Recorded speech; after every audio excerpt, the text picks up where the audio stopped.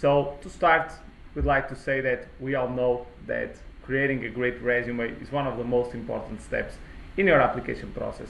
It's the first opportunity you have to make a positive impression with hiring managers and with potential employers, and it's an opportunity for you to showcase your skills.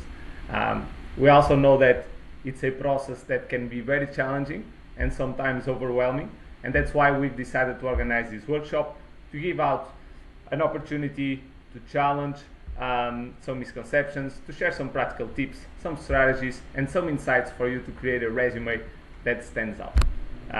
So that's the main goal of today's call, and hopefully by the end of the call you'll be able to go back to your resume, do some changes, and improve it. So now, next slide, we're going to look at what we have planned for today. So we'll start out by understanding job descriptions, resumes, and how we can align the both. We will then cover applicant tracking systems, which many employers nowadays use to screen resumes. We'll provide specific tips on how to ensure your resume gets past the initial ATS screening. Then we're going to go over some resume templates. Some will be a bit more effective than others, so we'll give you some examples. If you fall on the ineffective designs examples, you should consider changing your resume template. Then we're going to focus on professional branding. How can we use our resume as a tool to enhance our professional branding? Then creating a great resume, some tips around keywords, formatting, and how you can structure your experience and education. And by the end of the session, we will be giving you guys an ultimate checklist. It's a simple checklist, but an ultimate checklist to craft a great resume. And last but not least, our favorite part, the resume roast, where we'll be roasting some of the resumes you guys sent us over to analyze and to critique. So next slide. So to start, we're going to understand what is a job description, what is a resume, and understanding the notion of fit. So pretty much every job opportunity will have a job description, and these job descriptions are crafted to attract the ideal candidates. So the information on the job description is very important, and make sure you always read thoroughly all the information on the job description before you apply. Usually, job description will have a job title, a summary, responsibilities, qualifications, and a company overview. On the other hand, the resume should not be just a list of your previous jobs. It should be a strategic document where you can position yourself as a great candidate for that specific job description, and you showcase your qualifications, your skills, your achievements, so that the hiring manager sees in you a potential fit. So when we say finding a fit between the job description and the resume, is understanding that if you don't match what the hiring managers are looking for in the job description, you will not be seen as a good candidate. Okay, so this is the first point of today's session, is understanding that your resume has to resonate with a certain type of job description for it to be effective. Okay, so keep in mind the notion of fit.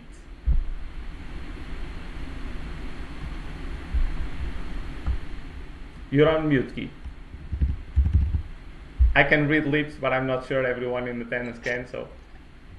The classic remote situation. So what a great way to start this live. But yeah, guys, I'm here today with Duarte to tell you a bit more about resumes, how they can be effective and how they can help you land your dream job. And an important step in doing so is passing through the ATS. There's a lot of misconceptions around ATSs, but there's also some truth in some of them. So today it's where we demystify a lot of these things. So basically, an ATS is an applicant tracking system. It's a system that us recruiters use to manage high loads of applications, where we manage where the job descriptions live, where they can be posted. There's a multitude of applicant tracking systems. Each of them has their own characteristics, but all in all, they have very, very similar characteristics. Their goal is to make the life of both the recruiters, hiring managers, and candidates a lot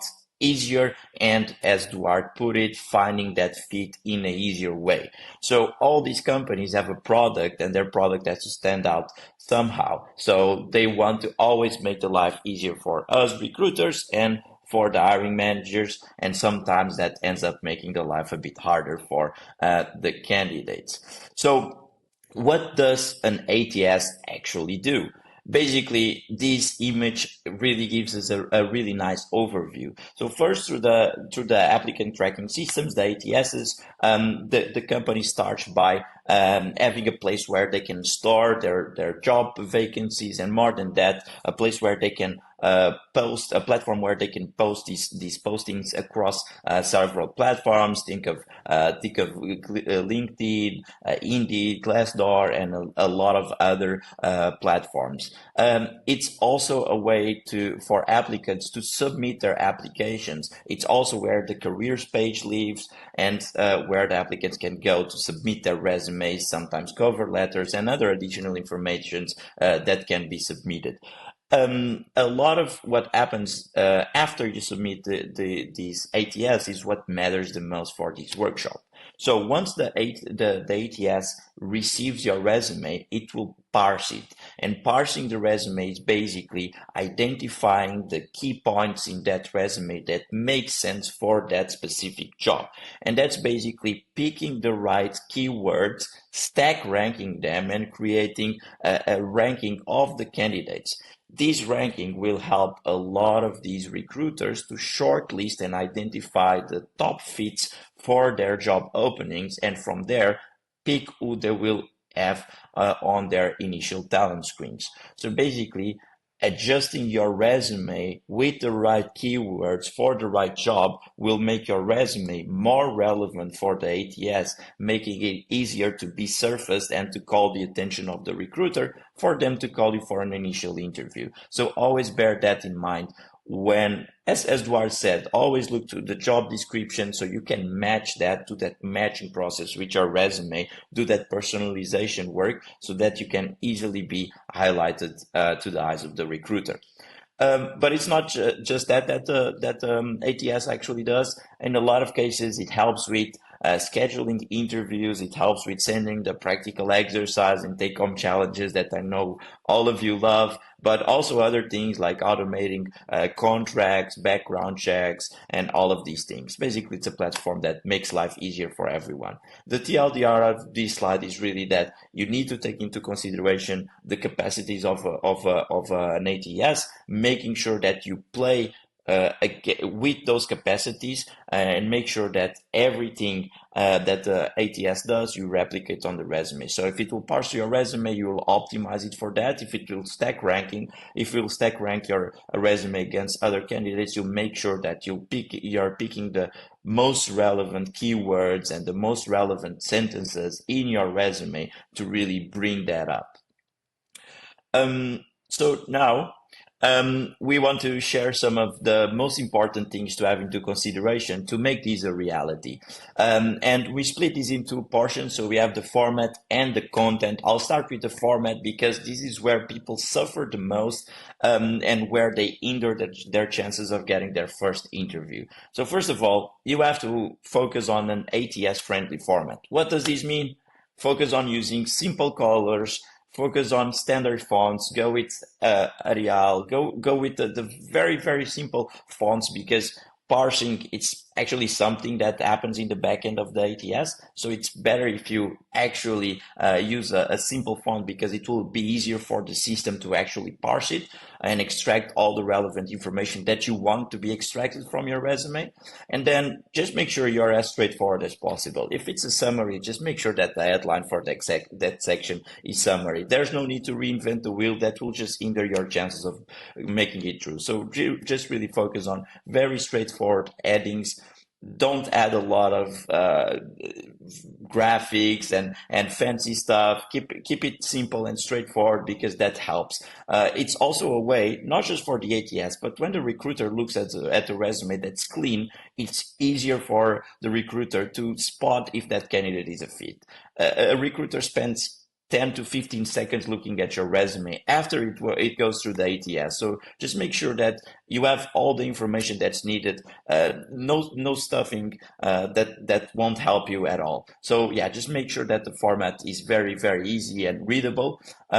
Just use one column. That's another mistake that we see a lot of times, people using two columns, and then the ATS can't parse the information, can't figure out, can't stack rank you against other people's. So make sure that that's something that you take into account. And then another common mistake that we see a lot of the times is people not sending resumes in doc or PDF formats. If it's not in this format, most ATSs won't even be able to load it or show it to the recruiter. So always bear that in mind when submitting your application via any ATS. Then on the content front, as I said, industry relevant keywords, that must be a given for you. It's not a plus, it should be a requirement. Then don't add things that are not necessary. Recruiters just want to choose. They don't want everything that's external to that or additional to that. We want the relevant information that will actually make us understand if you're a fit or not with the role. Other than that, it's not relevant. Then you need to have a consistent approach in your writing style. And this writing should also highlight how you meet the requirements, not just why, but how you really are fit for that role. And then just make sure that you're very that you present some clarity in the writing, so it's easier for the recruiter to actually understand when you're a great fit. So these are some of the strategies. These should be very, very helpful and help you in being way more effective in getting that initial screen, which is always the main goal when applying to a role, and then you can shine during the interviews. So now I want to bring up some of the examples of what we believe are very bad resume templates. I'll do a breakdown for each, what they did well and what they did wrong. Some of them only did wrong stuff. But starting here with Chris, I hope you can see my mouse, but the first resume to the left, this resume, let's be honest, it's very, very hard to read. A lot of bright colors, but then we have also some beige, which is a very hard color to read on. There's the about section, doesn't even have the about section title, which is something that should be there. There's use of multiple text boxes, which makes it hard to read, hard to parse by the ATS, and not just that, but overall, it's too colorful, too flashy, and this would make me run right away from this resume. It also uses a set of columns, which also, once again, makes it harder to parse. Moving on to Richard Sanchez's resume. Once again, this might look like a great resume for a lot of you, but it has so many graphical elements that will once again make it hard to parse. Then on the left, right below his photo, he has a ton of information, but that's on another column. So once again, it will be very hard for the ATS to get that information. Then we see a lot of small graphical elements with the blue color. That doesn't help either. And the column on the left is all in black, which also makes it kind of hard to read. The structure is kind of okay, but just the graphical elements make it so confusing that this would be a really hard really hard to analyze resume. Then on the right, we have a resume that's slightly better, but there's still a lot of things that aren't up to mark. Once again, we see that on the top right, there's no title on that section, so we don't know what it refers to. There's no clarity in the resume. Then we see a line that separates the resume, and we have skills, education, and experience condensed in the same section. So there's no separation of sections. There's no clear storytelling in the resume. The experience is on the right, which is a bit counterintuitive. Then we have the skills lined up with the experience. And then as a recruiter, I wouldn't know what to look for in this resume. It also makes use of several text boxes, a lot of columns. So once again, hard to parse.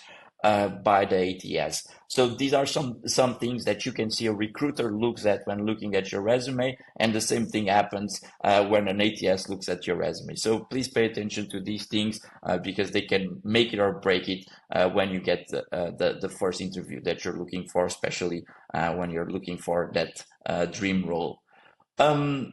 We have a couple more examples, and these might be harder to spot for some of you what's wrong with some of these resumes. So here on the left-hand side, we have Daniel's resume. Just a disclaimer, all these resumes are fictional and not real, just used for the purposes of this live. But Daniel is a lot more straightforward. It has the contact info. He has a clear separation of the sections of the resume until we get to the end where he has education and skills all mashed up into the same section. This doesn't help Daniel at all because we can't really, it doesn't make the skill section a highlight of his resume, while it definitely should be one. He also uses two columns in his experience section, making it harder for the ATS to parse it, making it harder for the recruiter to read it and identify if it's a fit. There's no usage of bullet points, which would also make it much easier for everyone to identify what he's been doing.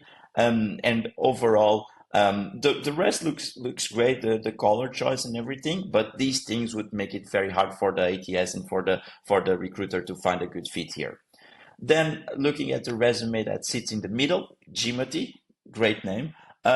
We are lacking the title for the about section or summary, as you want to call it. Again, the choice of colors is very questionable, using dark colors than a bit lighter colors. It doesn't facilitate reading the resume. Then the work experience is all to the left side in the section that has a beige color as the background, which makes it harder to read. And it's actually the most important section in any resume. So it should be highlighted and not be put into a corner where we can't actually understand what he's doing. If the Jimothy would want to optimize his resume, he should use just one column and let go of all the text boxes that he used. The goal is to make it as clean as possible, and we'll see in the examples in the next couple of slides of what a good resume looks like. Then on the right hand side, this is a tricky case because it will look awesome for a lot of people, but there's no about section. Or there's an about section, but it's very short, and there's no clear title that it's an about section. Just tells that it's the person's job title, and that doesn't make for a very clear headlight. And then there's no skill section. It would be a perfect resume if it adds a couple more info around that, but if there's no skills, you can't highlight how you're a fit for the role, and the ATS won't pick up those keywords unless you put them in the experience, which is always harder to do. So if you can optimize, bring the right keywords into the resume, that will 100% bolster your chances of a successful pass in the application review stage.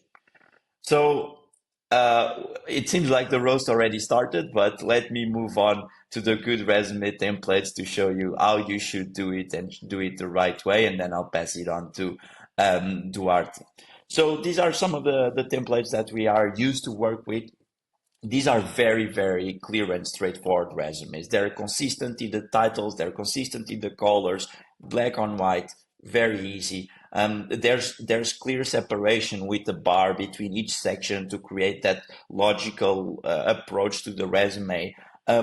There's a section at the top of each resume. I don't know if you can see it if it's too small, but here in both resumes, there's space for 3 keywords each, which will just make the stack ranking of the resumes much easier from the ATS perspective, because it's at the top of the resume and it will pull that information first. And then if you pick the 3 keywords perfectly, I'm really sure it will make you one of the top contenders for any role.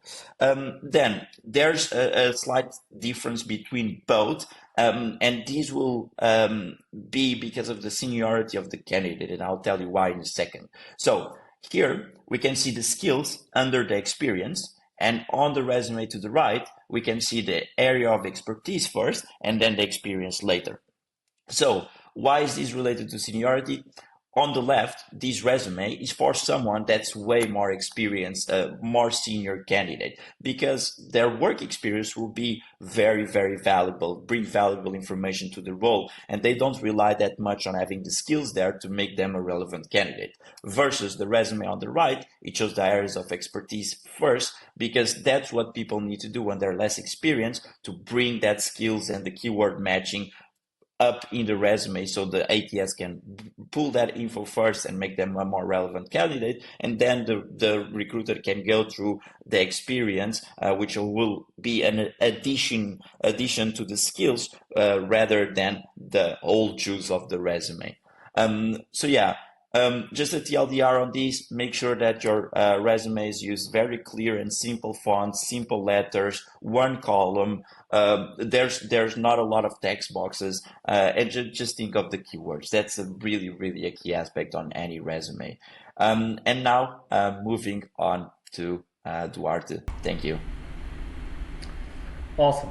So now we're going to touch a little bit on professional branding. So the idea here is to understand how we can use our resume to solidify our professional branding. So our resume can either be just a list of jobs, or it can be a tool that will work in our favor.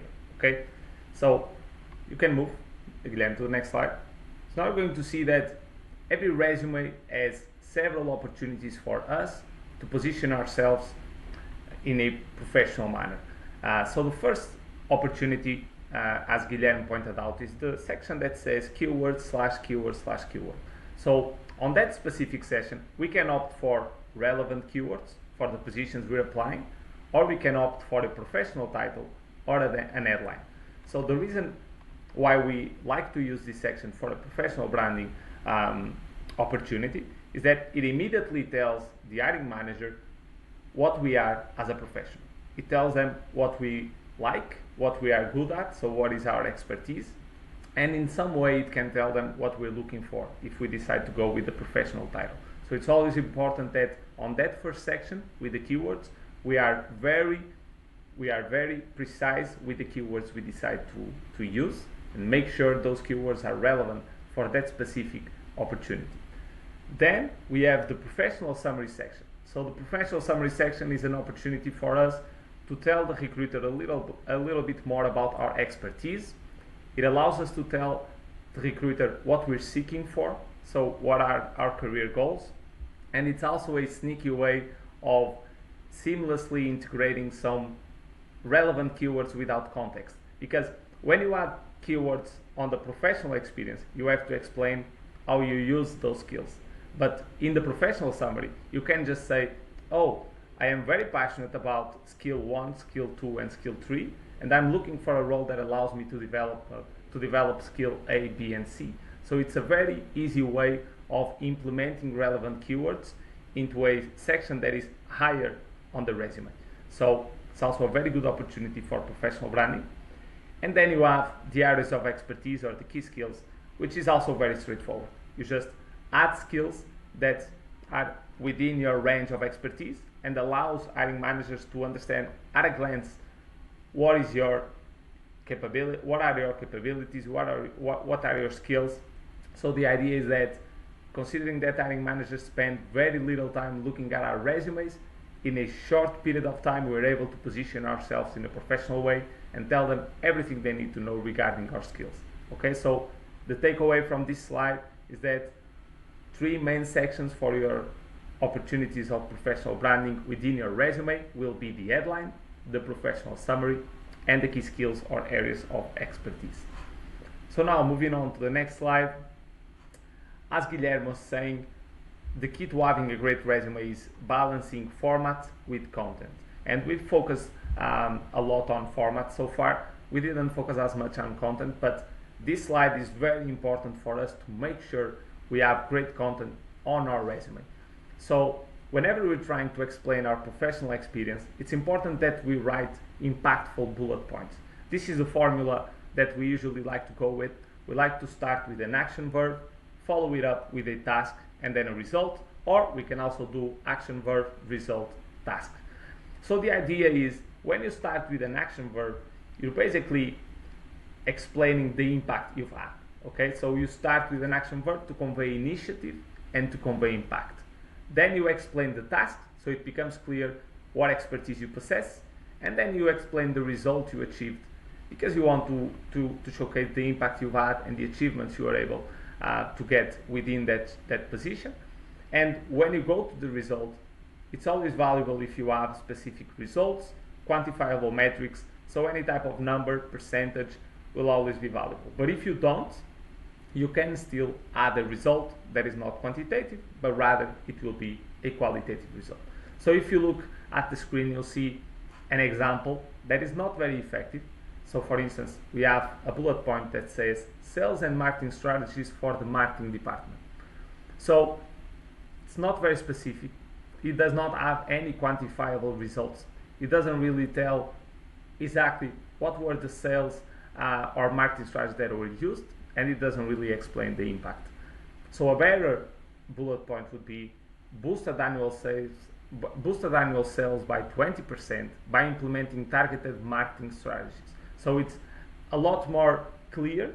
It outlines the specific task that was carried on, and then it has a measurable result. So let's say you did all this, but you didn't have that 20% figure. So you didn't have the quantifiable result to add to the bullet point. You could just go with boosted annual sales significantly by implementing targeted marketing strategies. So even if you don't have quantifiable results, you can still implement this formula, okay? So the takeaway on this slide is you should be consistent throughout your CV, write your professional experience with bullet points, and try this formula out. Start with an action verb, follow it up with the task, and then the result. So now we can move to the next slide. And this ultimate checklist is just a very simple checklist that allows us to bring all the information we covered together. So very important, even before you start applying to a position, you have to understand what keywords will be valuable for you to integrate into your resume that will increase your chances of being selected for that position, both from an ATS screening standpoint, but also once the hiring manager starts reading your resume, is able to recognize the skills he's looking for. So make sure you utilize keywords. Then make sure you select an ATS friendly template. As Guilherme covered, simplicity is key.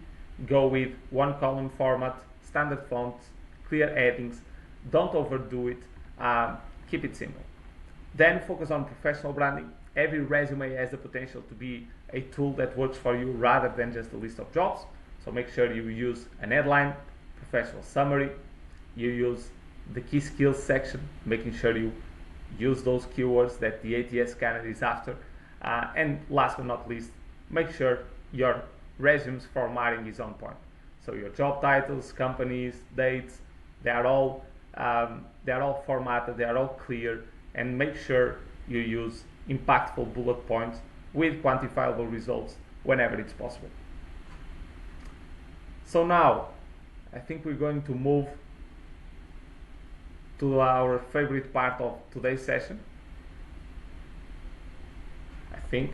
So now we're going to have a live resume roast. As Guilherme said, he already started roasting CVs earlier on in today's presentation. He was roasting Richard, he was roasting Daniel, no mercy whatsoever. But now we're going to roast some of your CVs. So some of the people in attendance sent us their CVs for us to analyze and critique. We are going to try to give you some examples of the tips and tricks that we shared with you during today's call and how we can see opportunities for improvement on those resumes. Yes, so yes. Hope you all can see my resume. So let's start with this one. We took everything into consideration and edited out everything that could identify this person. So you probably can see it, but there's if you can see my mouse, we edited out the person's name. I think that's important, so you know that the person identified themselves. But then we can see something that's very relevant, which is the fact that the person is using adding here their personal information. This is really, really, really important. Let me just switch to this screen. One of the immediate roast material items that I have for today, and if you have the time to read through this summary, is that there is no clear expectation on the next role for this person based on the summary. The summary should touch three questions. What is this person doing? What is their what's the moment in their career, and what are they looking for their next steps? And there's no clear mention of the next steps for this person, so this doesn't show to the recruiters what this person would be a fit for, or what is the right next step for this person, especially for someone that is in a C-level position. In a company like BNP, we would want to have more clarity on where the person could be a great fit for. So the resume, just for you to take a quick look, there's metrics across the resume, but there are no metrics in the current work experience. This shows that this person might be a bit more far away from the actual day-to-day activities and not be as close to the metrics, which it's never a good sign for a recruiter. So this would be something that we would like to see embedded right here. Then there's a slight issue, a slight concern that my inner recruiter immediately sees, which is having a position of head of data analytics that ended in March 2023, but having a chief data officer position that's starting in October 2022. This might not be very relevant or a mistake all in all, but this would definitely raise eyebrows from the recruiter's perspective. So would be great to have some clarity or some justification somewhere in the work experience that would maybe give some guidance around why did this happen. Then there's no mention to any technology in this experience right here. There's some mention to what's being done, but for a technological role, I do believe it would make sense to at least tell the type of environment that you're working with. I imagine that the chief data officer, it's someone that can move around from from environment to environment, but having that specified would give a huge boost in being hired for a similar environment, because that's what a lot of the recruiters are looking for, is that people have transferable skills that can be easily applied across environments, and having those definitions and those technologies there would definitely bolster the chances around these. So another thing that for me is missing in this resume is that, or not missing, but it could be improved. We have the education section, then a complement section, which doesn't have a very clear headline, to be honest. It could be a bit more separated, because there's a mix of volunteer and certifications, as well as academic studies here. So that could be broken down into several sections that would create a more fluid story, that would create a storyline that is good for the recruiters to hear. And then the skills are right at the bottom, with bringing no relevance for the skill section in this resume. And for someone with this amount of experience, only having 6 bullet points that are very, very broad doesn't help much. We would want more specific keywords. Then I think that it's more like a pet peeve, but having the last updated section, I think that passes the wrong information to recruiters.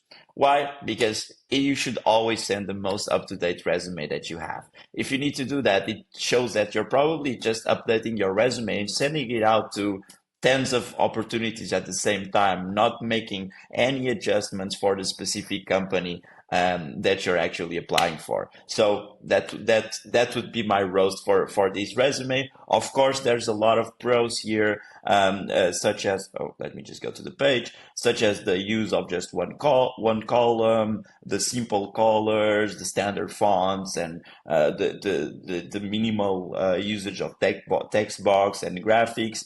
But of course, there's always room for improvement, as in everything else. And Now I'm gonna move on to show the other resume. Give me a second because taking care Yeah, of the presentation I'll be at the same roasting the time of next sharing is one. hard.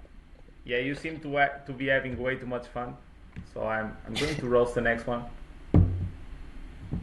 I think the next one we Uh, have is actually from Texas, exactly. So there's a lot of things that are very well done in this CV, in this resume, but we're not here to compliment the resume. We're here to roast it. So we can start off by addressing sections that are missing. So as we covered in today's presentation, your resume is an opportunity for professional branding. And some of the sections we covered were the headline, where you could have those three keywords or job title, the professional summary, and then the key skills.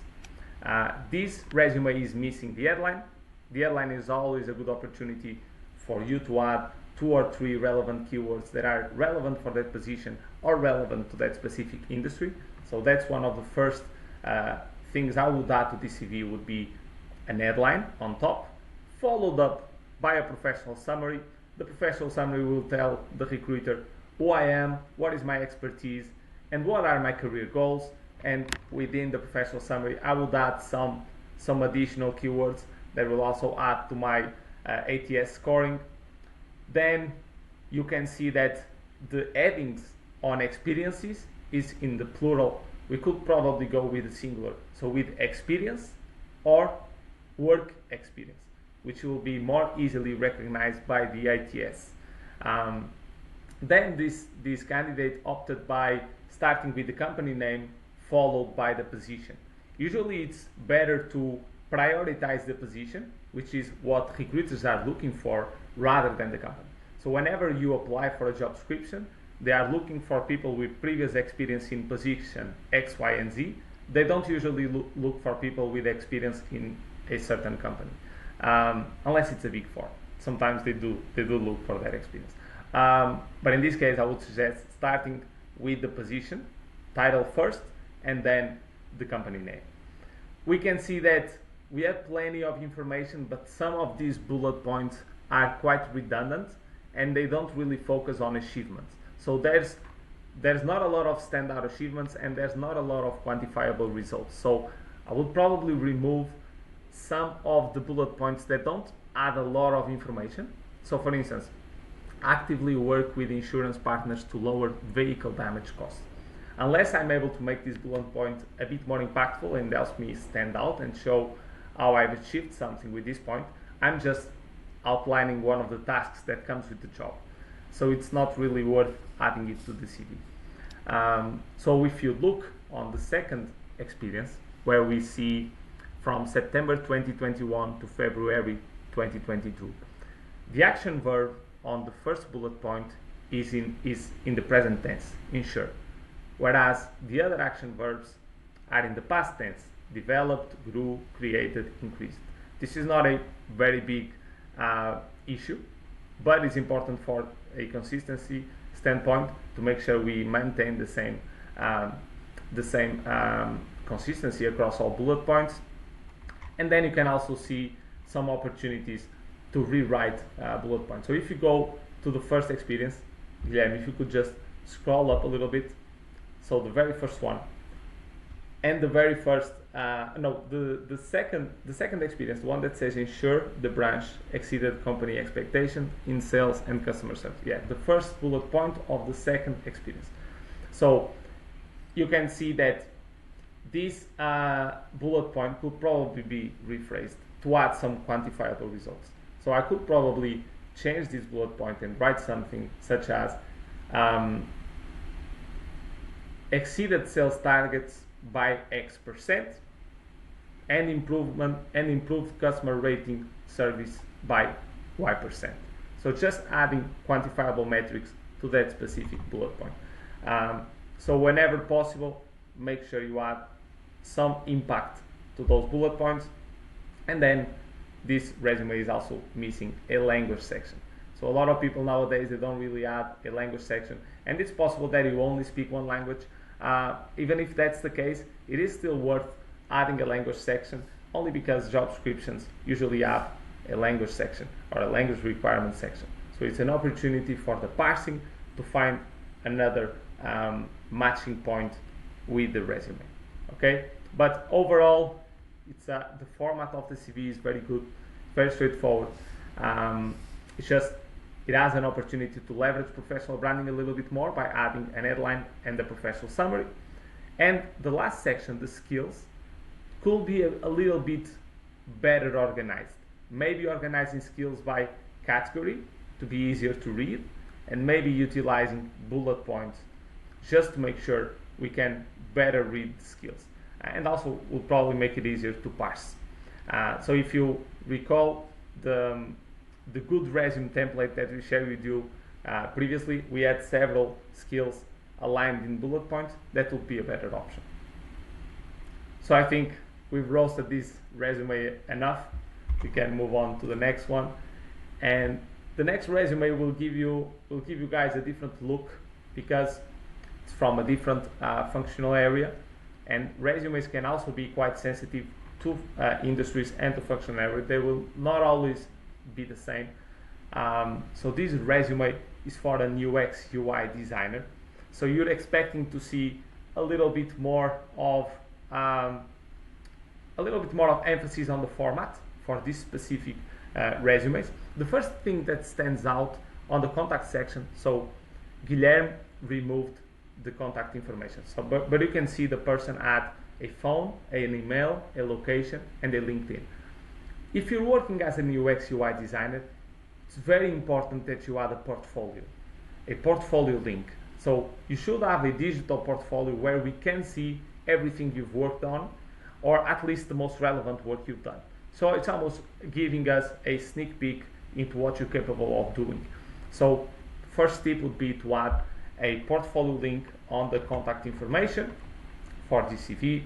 It's a CV that adds an headline. So she added the job title, UX/UI designer. So this is very good. We have an about me section. The issue with the about me section is that it's very vague, and it doesn't really leverage the opportunity to add relevant keywords or technical skills. So we could probably change the about me section a little bit just to focus more on expertise and focus on career goals.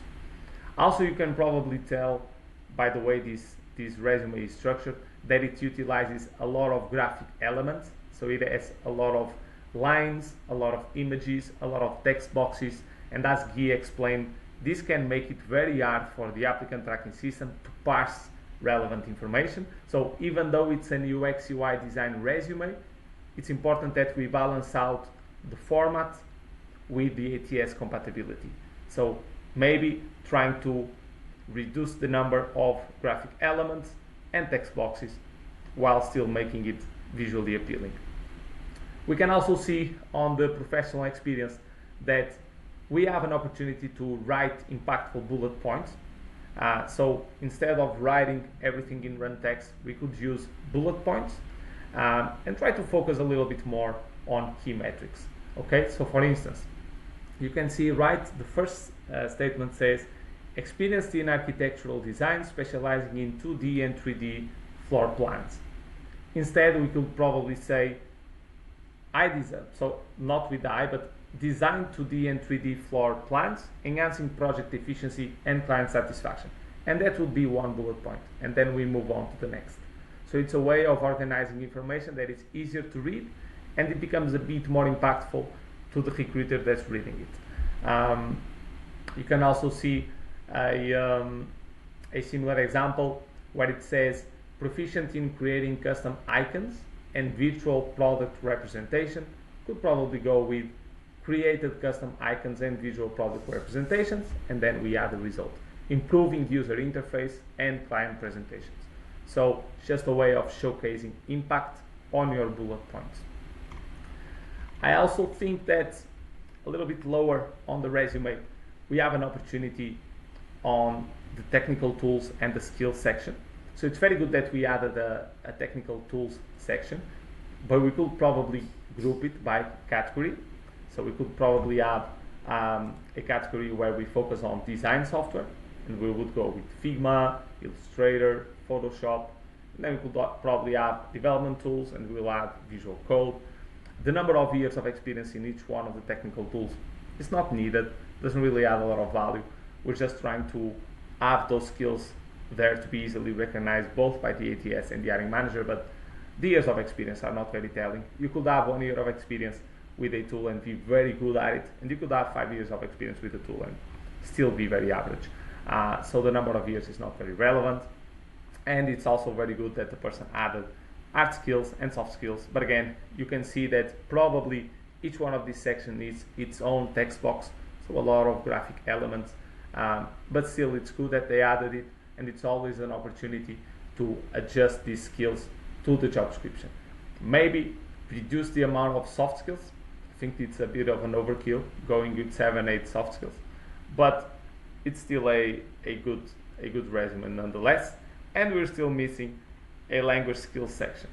I think it could also benefit this resume. So main takeaway for this resume: reduce all the graphic elements, images, and text boxes to a minimum, while still maintaining the visual appeal that you already have.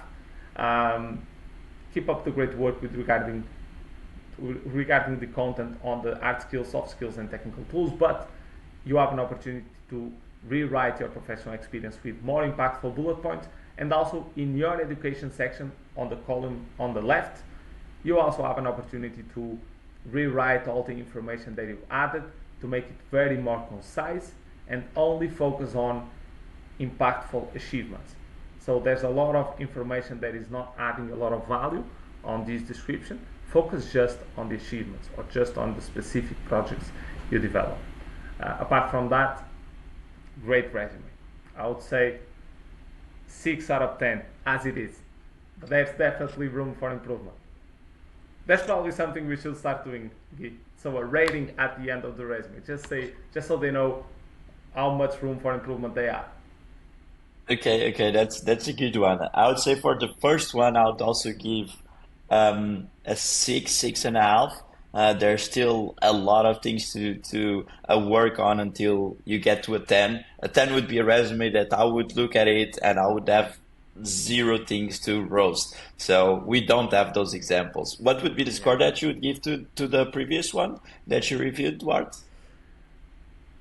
I'm a bit biased because I think I know the owner of that resume, but I'll probably score it A5, only because it's missing a lot of sections. It's missing the headline, is missing the professional summary. The skills section is very deorganized, and we're also missing a language section.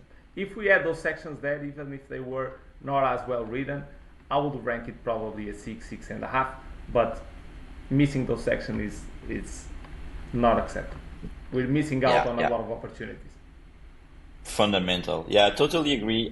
We still have one more resume that I would like to go through super quickly, and then we'll move on to the Q&A. We know we have a lot of Portuguese people in the audience, and Portugal is playing later on, so we want to make sure that you also have time to watch the game. So I'll be very quick in this review. So here we have it. So this is a DevOps engineer. So this falls right into my area of expertise.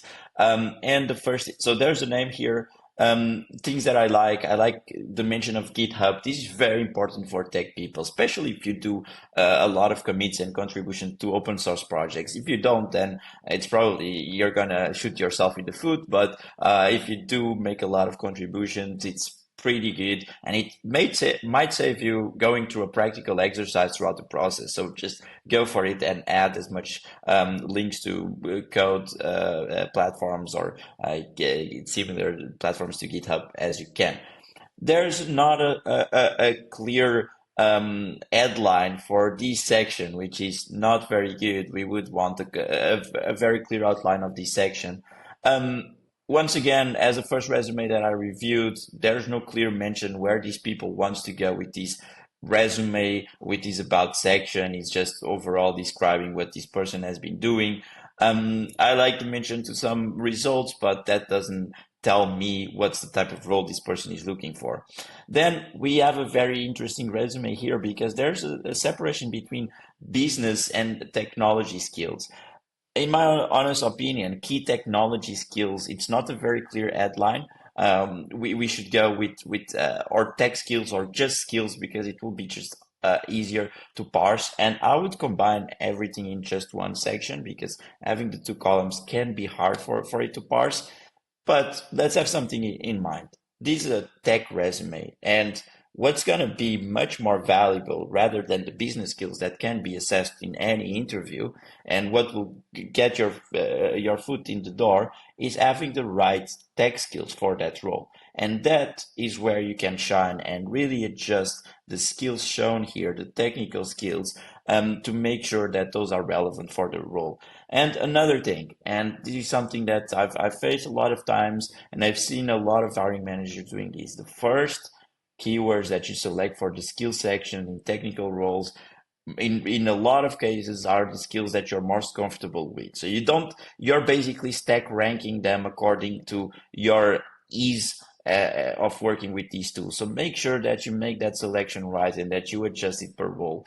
That will grant you a lot more results. Then going to the professional experience, and I want to make this quick. This job title is not very common. It's not a widely spread job title. Most people are DevOps engineers, not DevOps and vulnerability management. I would maybe cut that off because that would grant a lot more results and a lot more matches with positions available.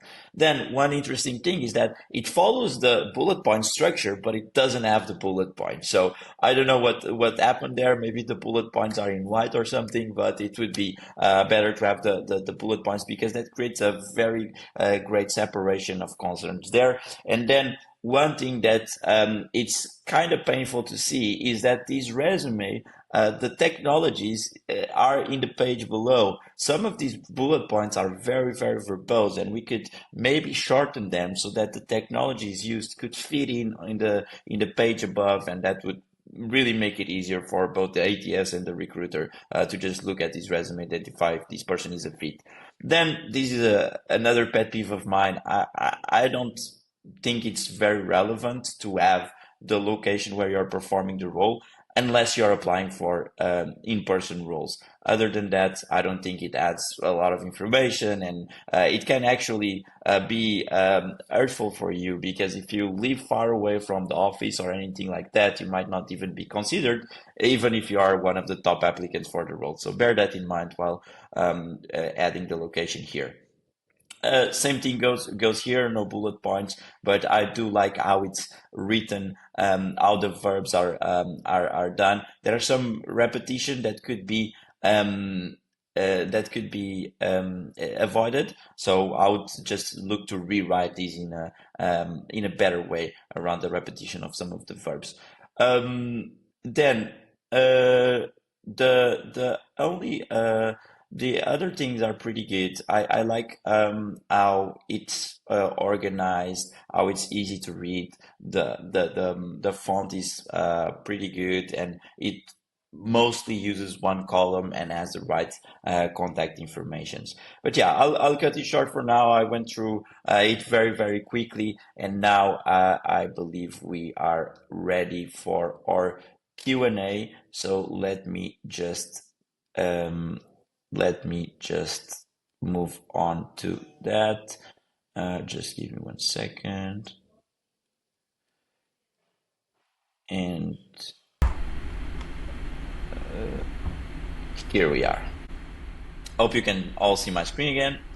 So yeah, this is where the roast began, and now we have time for Q&A.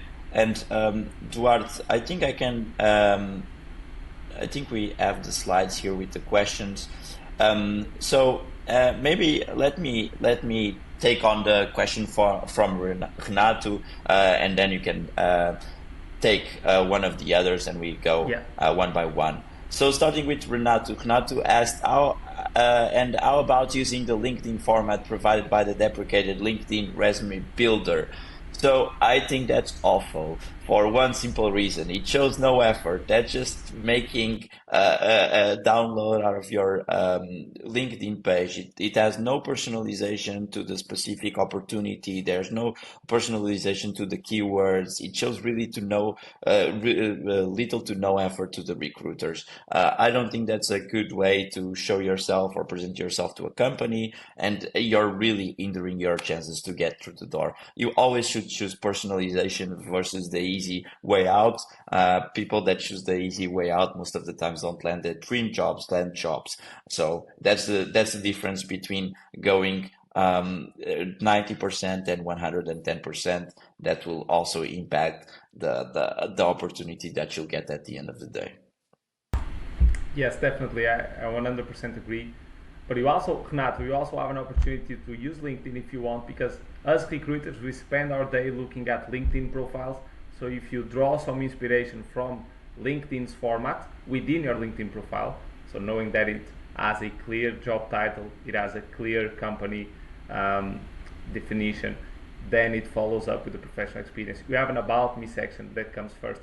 So if you follow up that structure, you will still be okay, because we're used to seeing that format, so it's familiar for us. So it's not all bad with LinkedIn, but definitely not the resume builder. So on to Gustavo's question. So what about resumes with 2 or more pages? So there's a lot of conversation surrounding the topic of resumes having just 1 page. I think that the reason why we usually say that resumes should not be longer than 1 page, just to force candidates to be concise and succinct. So as long as you can keep all the relevant information on the first page, I don't see no harm on having a second page to your resume. Let's say you have 10 to 15 years of experience. It's very likely that all that information will not fit on a 1-page resume.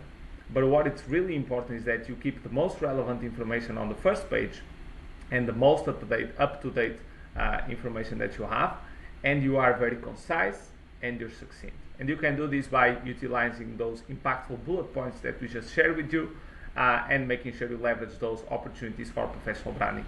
So making sure on the first page you have a professional summary, you have some of your most relevant professional experiences and the most recent ones, and you write them in a very concise and impactful way. So you can probably have a resume with 2 pages or more. Just make sure that the first page is worth it. It has a lot of information, because that's where the hiring manager starts. And usually hiring managers spend anywhere from 8 to 12 seconds looking at a resume. So if your first page doesn't really convince them, they will never get to the second page of the resume. So make sure you grab their attention, and then you could even have 3 or 4 pages, and they'll probably read it, as long as they're sold on the idea of you joining the company from the first page you have on your CV.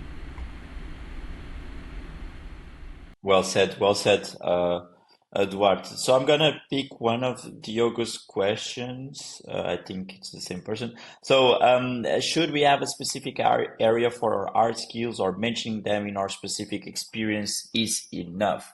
So, I do recommend a specific area for the art skills because of the density of keywords. The more they show up, the better you'll stack rank against other competing candidates. So having that skill and reinforcing again on the specific experience is great. So what I would do would be having the skill section, but when you're mentioning in your bullet points, mentioning that skill again would be helpful, because that reinforces that idea that you really dominate that skill. And again, it creates more density of that keyword in the document. So once again, brings it up in the ranking. So yeah, definitely try to get the most keywords you can in a way that looks, of course, normal and within common sense, without over exaggerating and having keywords everywhere.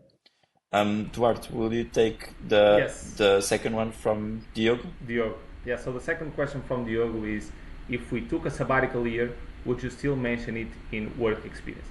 So our approach to any type of career break is to address it intentionally.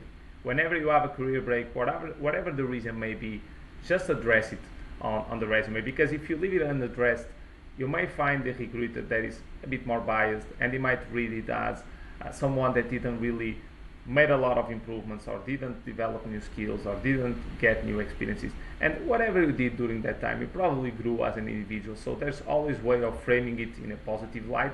So my suggestion would be to still be intentional, mentioning the sabbatical on your resume, and adding a small description to that section saying, what did you do during the sabbatical? Did you learn any new skills? Did you have any experiences that allowed you to grow as an individual? Just use it to your advantage.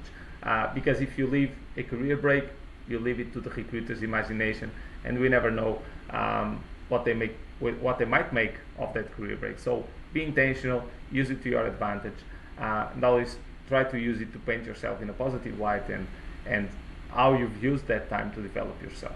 So you should probably mention it on your work experience, and also on LinkedIn. I don't know if most of you are aware, but you can also add a career break on the work experience in LinkedIn. So the same way you would add a work experience on the plus button on the work experience section, you can add a career break, and you can also add context, whether you were doing a sabbatical or a sick leave or a maternity leave. You can add specific labels to that career break just to add some context. So I think that's a great way of tackling that question. Okay, thank you, Duarte. And now, Leonor, photo or no photo? This is a question that's been debated, and it depends. First of all, if you're applying to be a model, it's likely that you're probably gonna have to have photos on your resume. But for most jobs, office jobs and other types of jobs where people don't need to see your face to pick you as a good candidate, I would remove the photo. It can create bias in the recruiter. It can create bias in the hiring manager. And the more bias you can avoid, the higher the chances you have to get the role you want. So really, for most cases, I would say 99 to 95% of the cases, you don't need a photo on your resume unless the nature of the work requires you to have that photo in. Now, we do have a couple of questions that we can add to this slide, so I'm gonna read them. And Duarte, I think this first one goes, this one goes for you. Rachel asked, what about a fresh graduate with irrelevant work experience? I am searching for software engineering jobs, but my previous experience before the course was customer experience and accounting jobs.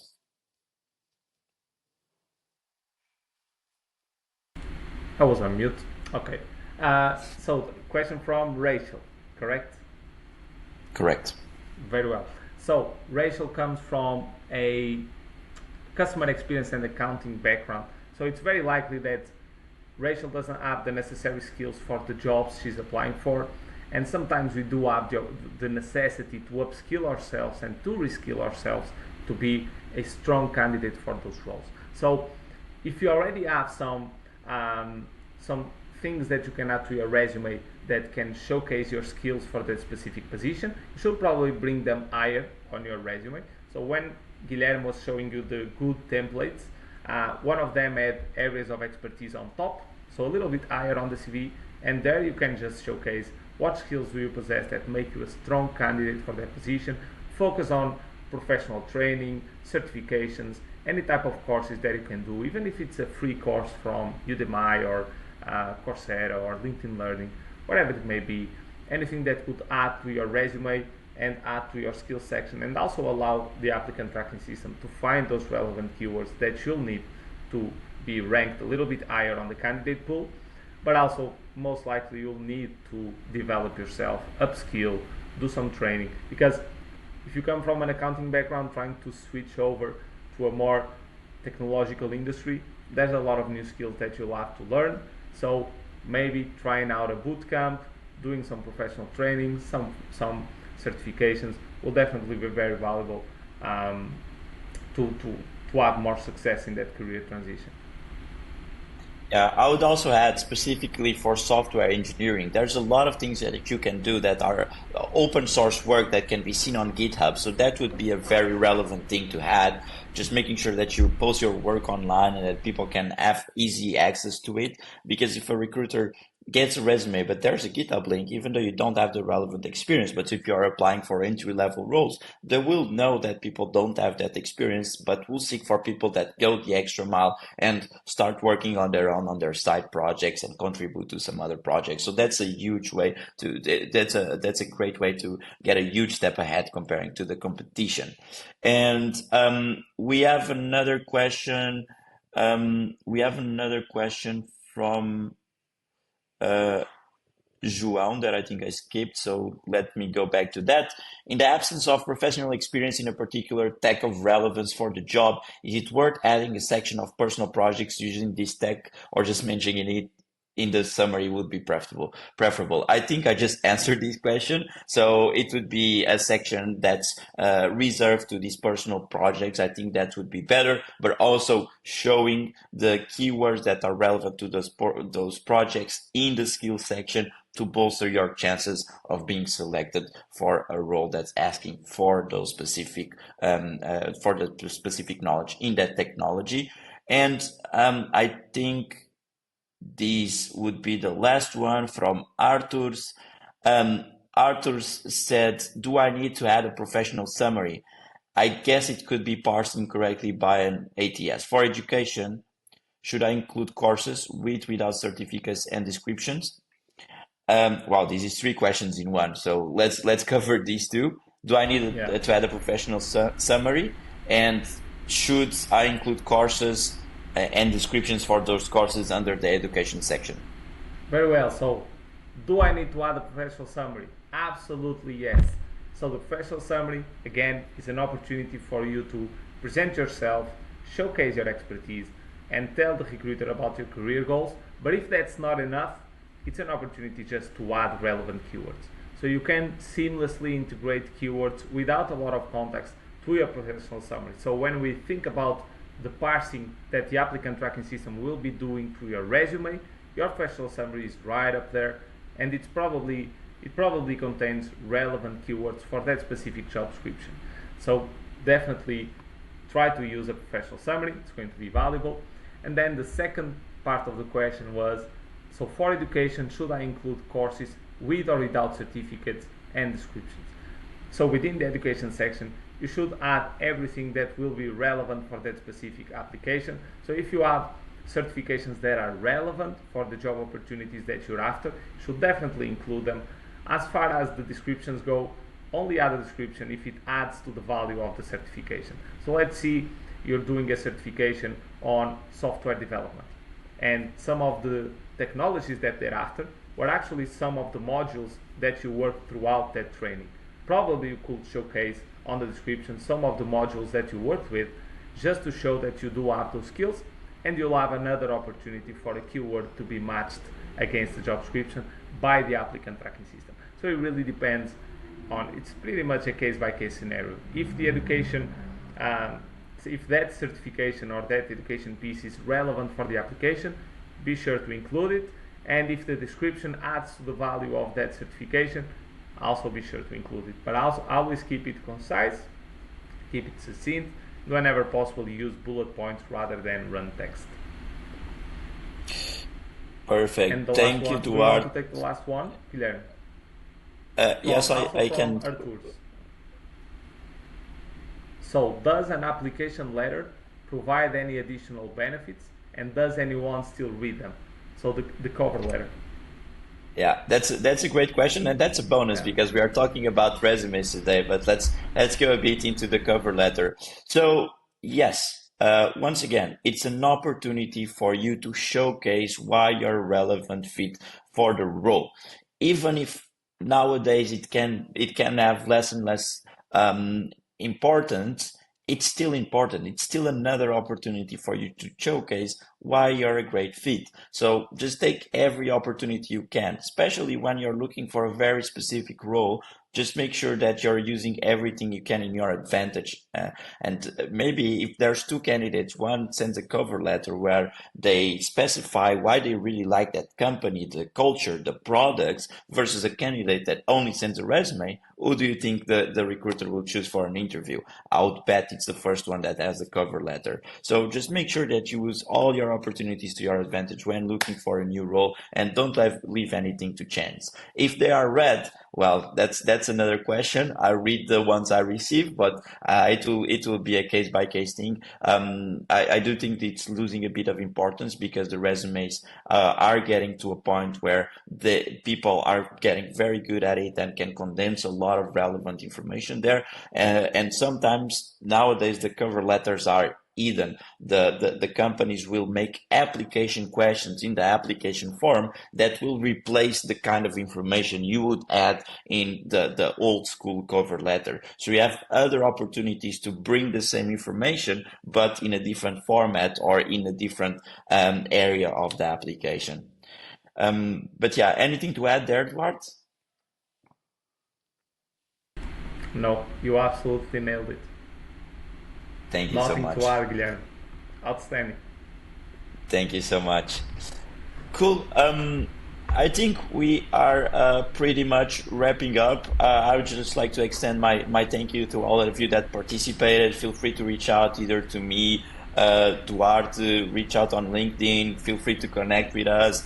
Follow Hiire there as well. There's some good stuff coming in our career advisory program, but also on Hire's page. Also some jobs there. So if you're looking for a job, please be sure to check it.